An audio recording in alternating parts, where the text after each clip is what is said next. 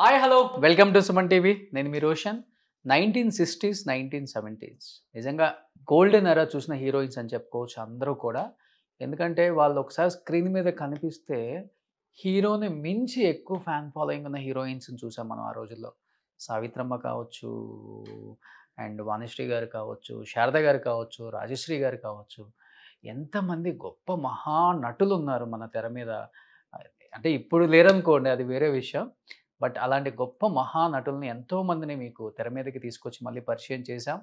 And ఈ జనరేషన్కి కూడా తెలియని హీరోయిన్స్ని మనం చాలామందిని కూడా మళ్ళీ తెర మీదకి తీసుకొచ్చాం. ఆ కోలోనే ఇప్పుడు మన ముందుకు ఇంకొక హీరోయిన్ ఉన్నారనమాట. ఎన్నో సినిమాలు తీశారు, కానీ ఒక్కసారిగా సినీ పరిశ్రమకి దూరం అయిపోయి సో అజ్ఞాతవాసంలో బతుకుతున్నారు అనుకోవచ్చో, లేకపోతే సినిమా ఇండస్ట్రీలో ఏదైనా చేదు అనుభవం అనుకోవచ్చో, తెలియదు ఎవరికి కూడా. ఒకసారి పలకరించేద్దాం. She is none other than great actress and మంచి కూచిపూడి డాన్సర్ ప్రసన్న రాణి గారు with me an exclusive interview with Suman TV. So Prasanna Rani గారు నమస్తే. నమస్కారం. సో ఎలా ఉన్నారు? చాలా అందంగా ఉన్నారు ఇప్పటికి కూడా. అమ్మ నిజంగా చెప్పాలంటే మీ టైంలో ఉన్న హీరోయిన్స్ అందరూ కూడా బాగా రెడీ అవుతారు. మంచిగా మంచి చీరలు, మంచి నగలు, మంచిగా బొట్టు, గాజులు, చాలా ట్రెడిషనల్గా ఉంటారు ఇప్పటికి కూడా.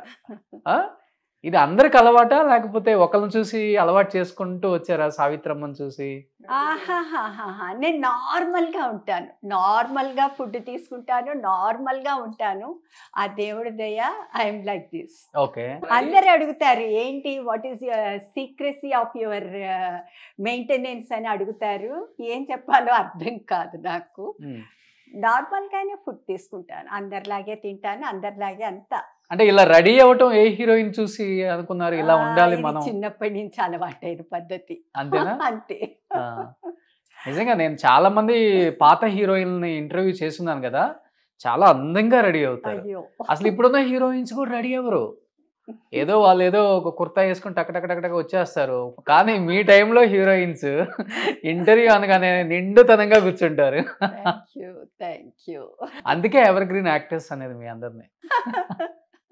సో నిజంగా చాలా మంచి సినిమాలు తీశారు. 1970s మీ సినిమాలన్నీ సూపర్ డూపర్ హిట్. ఎన్టీఆర్ గారితో, ఏఎన్ఆర్ గారితో, శోభన్ బాబు గారితో, కృష్ణ గారితో, కృష్ణరాజు గారితో అందరితో వర్క్ చేశారు. అది డిఫరెంట్ వరల్డ్. ఒక్కొక్కళ్ళతో ఒక్కొక్క ఎక్స్పీరియన్స్ అంతాను.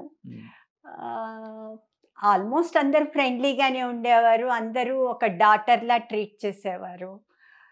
సో అంతవరకు చాలా హ్యాపీయే.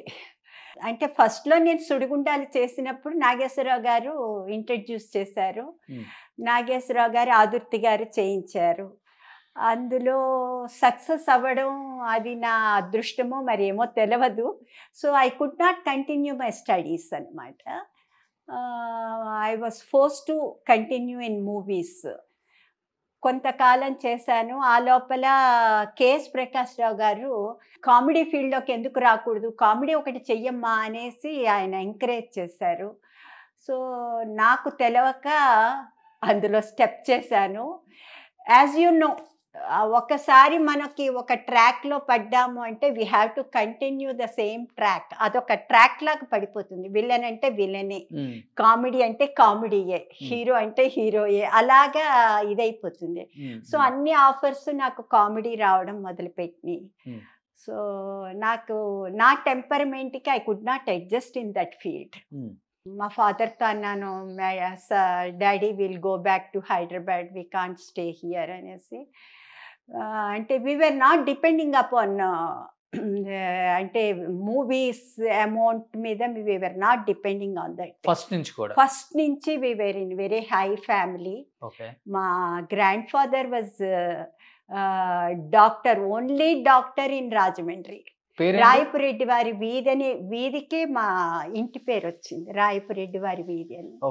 అంత ఫేమస్. మా పెద్దనాన్నలు పబ్లిక్ ప్రాసిక్యూటరు, తర్వాత చీఫ్ ఇంజనీరు, అందరూ చిన్నాన్నలు అందరూ అలాగున్నారు. సో నేను ఈ ఫీల్డ్లోకి రావడంతో మా ఫాదర్ సైడ్ వాళ్ళు మమ్మల్ని వెలేసినట్టు చేశారనమాట. అంటే ఆ టైంలో డాన్స్ ఫీల్డ్ అనేటప్పటికీ అదొక సెపరేట్ ఇదే అన్నమాట. అంటే అదొక ప్రాస్టిట్యూట్స్ ఇది అన్నట్టు ఒక భావన ఉండేది అప్పుడు. సో వాళ్ళకి they were not encouraging us. No చెప్పారు. మా ఫాదర్కి మదర్కి డాన్స్ ఫీల్డ్ అంటే చాలా ఇష్టం. మా Okay. మదర్కి యామిని కృష్ణమూర్తి గారి డాన్స్తో ఇన్స్పిరేషన్ అనమాట. నా కూతురు అంత పెద్ద డాన్సర్ అవ్వాలి అని ఒక ఆవిడ ఇది. సో అలాగ నన్ను డాన్స్ ఫీల్డ్ ఎంకరేజ్ చేయడం, నా చిన్నప్పుడే నాకు డాక్టర్ రాజేంద్ర ప్రసాద్ గారి అవార్డు దొరకడం ఢిల్లీలో దొరికింది. అప్పటి నుంచి మళ్ళీ మా వాళ్ళందరూ చేరదీశారు. అంటే దాని స్పెషాలిటీ ఏంటో వాళ్ళకి తెలిసింది. డాన్స్ అంటే ఎంత రెస్పెక్టివ్ అన్నది అప్పుడు వాళ్ళకి తెలిసింది. So they could come back again. నేను యాక్చువల్గా నేను కూచిపూడి డాన్సర్నే అంతే. అయితే నాగేశ్వరరావు గారు నా పెర్ఫార్మెన్స్ రవీంద్ర భారతిలో చూసి, అమ్మా మీరు మా పిక్చర్లో చెయ్యండి అంటే, ఆయనకి ఆ పర్టిక్యులర్ క్యారెక్టర్కి వెతుకుతున్నట్టున్నారు. ఆ క్యారెక్టర్కి ఒక అమ్మాయి కావాలి, వాళ్ళకు ఒక ఐడియా ఉంటుంది కదా.